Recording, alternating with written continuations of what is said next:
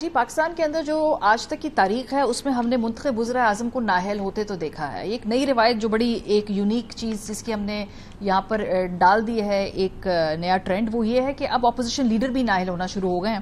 مطلب as we speak right now قومی assembly کے اندر اپوزیشن لیڈر نہیں ہے, سینٹ کے اندر اپوزیشن لیڈر نہیں ہے, پنجاب کے اندر جو ڈپٹی اپوزیشن لیڈر ہے وہ ایوان اس طریقے سے چلا ہی رہے ہیں. لیکن یہ جو آپ پارلیمنٹ کی لیجیٹمیسی کی بات کرتے ہیں, نظام کے اندر حصہ لینے کی بات کرتے ہیں, تو پھر اس کے خلاف جو ہے تحریک انصاف سے یہ دلیل آتی ہے کہ ہم تو نظام کا حصہ ہیں, لیکن پھر بھی یہ دیکھیں کہ نااہلیاں ہمیں مل رہی ہیں بدلے میں. دیکھیں ماریا, کسی ایک واقعے کو یا ایک انسیڈنٹ کو ہم دوسرے واقعات سے الگ کر کے نہیں دے سکتے. اوور آل اگر آپ دیکھیں کہ اوور آل پالیسی کیا ہے 2022 کے آن ورڈ یا 8 فروری کے آن ورڈ اور 8 فروری کے الیکشن میں جو کچھ ہے, وہ یہ ہے کہ تحریک انصاف کو کارنرڈ کرتا ہے. اب چاہے وہ عدالتوں میں ریفارمز لا کے کیا جائے اور کسی طریقے سے کیا جائے, بنیادی پالیسی تو یہی ہے. اب آپ کسی ایک واقعے کو کہیں گی تو میں کہوں گا ہاں یار, اگر ایک آدمی کو سزا ہو گئی ہے تو ظاہر ہے وہ اپنی وہ ڈی سیٹ تو ہوگا. اسی طریقے سے لیکن ہم نے اس کو جس طرح ماضی میں ہو چکا ہے, پیپلز پارٹی کو کس طرح آؤٹ کیا گیا, الیکشن سمبل آؤٹ کیا گیا, ڈسکوالیفائی کیا گیا, باہر رہ کے نکال دیا گیا, یہ ساری چیزیں وہی ہیں. ابھی جس طرح نیازی صاحب بات کہہ رہے تھے, 2002 میں انٹرسٹ کچھ اور تھے اس وقت کی اپوزیشن کے. نظر آ رہا تھا ایم ایم اے کو کہ ان کا ایک اتحاد ہو رہا ہے, لہذا وہ بوائیکاٹ کیسے کرتے. عمران خان صاحب کو بھی یہ نظر آ رہا تھا کہ 2002 میں شاید وہ تو یہ سوچ رہے تھے کہ اگلے وزیر اعظم اس وقت وہ ہوں گے, لیکن وہ جب میٹنگ میں پہنچے تو وہاں سینیریو ہی کچھ اور تھا. 2008 کی صورتحال بالکل مختلف اور آن ریکارڈ موجود ہے کہ جنرل مشرف کے ہوتے ہوئے ہم الیکشن میں حصہ نہیں لیں گے.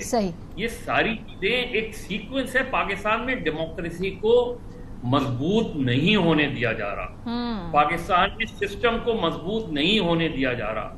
پاکستان میں پولیٹیکل پروسیس کو, پولیٹیکل پارٹیز کو آپس میں لڑ پڑتی ہیں, اور اس حد تک لڑ پڑتی ہیں کہ دشمنیاں بدل جاتی ہیں. تو بیسک جو اس کا روٹ کاز ہے وہ ہمیں نظر آ رہا ہے کہ پاکستان میں ایک ایسا سسٹم لانے کی کوشش کی جا رہی ہے جہاں پولیٹیکل پارٹیز یا پولیٹیکل پلیئرز جو ہوں وہ پاور لیس, وہ آ گئے وہ سسٹم آ گئے. مظہر صاحب, یہ جو ابھی -1 کی بات بھی کی تھی فیض اللہ نیازی صاحب نے, تو مالک صاحب آپ نے کہا کہ -1 تو کچھ نہیں ہو سکتا.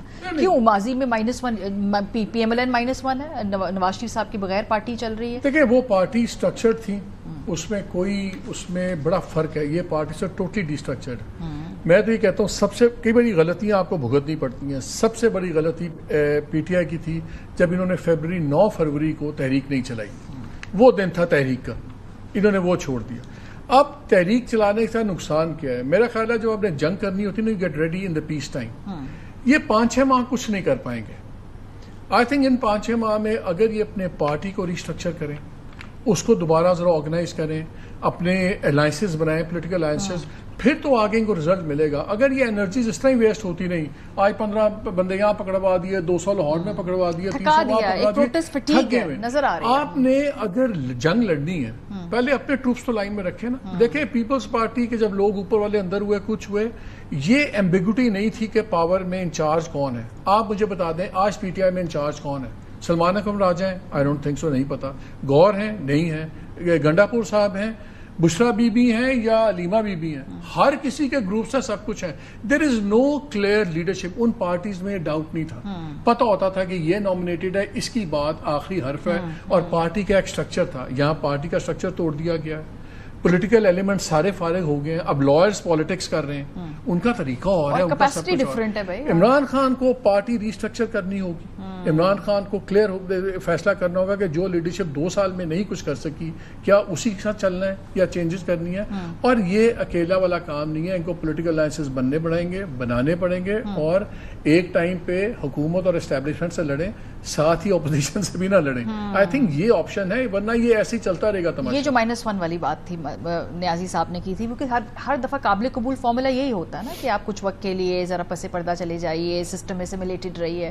اگر یہ -1 والی بات کرتے ہیں, جتنا ایک نیا ایلیمنٹ پالیٹکس میں آیا تھا یوتھ کا, سب کا, وہ کسی اور کے پیچھے نہیں چلیں گے, وہ ہٹ جائیں گے. مجھے تو لگتا ہے وہ زیادہ تشدد کی جانب مائل ہو جائے کہ میں تو اور خطرناک بات دیکھتی ہوں. جی دیکھیے اس میں دو چیزیں، ایک تو یہ بڑی امپورٹنٹ جو آپ نے کوشچن کیا، چھوٹا سا میں ایڈ کروں گا، جو پولیٹیکل جماعتیں ارریلیونٹ ہو رہی ہیں. دیکھیں پولیٹیکل جماعتیں ارریلیونٹ اپنے موقف اور اپنے سٹانس کی وجہ سے ہو رہی ہیں. آج آپ دیکھ لیں پیپلز پارٹی کی حکومت ہے بلوچستان میں، وہاں سے زائرین کا راستہ بند ہوا ہے. کسی نے بلاول صاحب پہ تنقید کی ہے، کسی نے زرداری صاحب پہ تنقید کی ہے. بلاول صاحب کہتے ہیں سوشل میڈیا ہماری طاقت ہے، میں نوجوانوں کا وزیر اعظم بنوں گا. کل سرفراز بگٹی صاحب جو ان کے وزیر اعلیٰ ہیں وہ کہہ رہے ہیں سوشل میڈیا فتنہ ہے، اس کو ہم نے بند کرنا ہے. تو پارٹیز ارریلیونٹ ہوتی ہیں اپنی سیاست کی وجہ سے اور اپنے موقف کی وجہ سے. جہاں تک -1 کی بات ہے، دیکھیں -1 اس صورت میں ہو سکتا ہے جب پارٹی بڑی مضبوط ہو. اگر پارٹی باہر مضبوط ہوتی نا، سارے لوگوں کو نہ پکڑا جاتا شروع میں، شاہ صاحب بھی باہر ہوتے، ہر کوئی باہر ہوتے، آج عمران خان ارریلیونٹ ہو چکا تھا. میں آپ کو کافی حد تک میں آپ کو بتا، پارٹی نے باہر بہت ساری چیزوں کو سنبھال لینا تھا. آپ نے جس طریقے سے ان کو ٹیکل کرنے کی کوشش کی، آپ نے تو عمران خان کے کارڈز خود پلے کیے. عمران خان کو تو یہ سوٹ کرتا ہے کہ اسی قسم کی پارٹی کے اندر گوریلا قسم کی صورتحال رہے، کسی کو کوئی پتہ نہیں ہے، تب تک عمران خان صاحب کی طرف ہی ہر کوئی دیکھتا ہے. تو میرے خیال میں جس طریقے سے اس وقت پارٹی چل رہی ہے اور جو کچھ ہو رہا ہے وہ عمران خان صاحب کو سوٹ کرتا ہے. اگر پارٹی باہر مضبوط ہوگی وہ حکومت بھی بنا لیں گے، نیا وزیر اعظم بھی آ جائے گا، یہ بھی ہو جائے گا. وہ مجھے فی الحال ہوتا ہوا نظر نہیں آ رہا.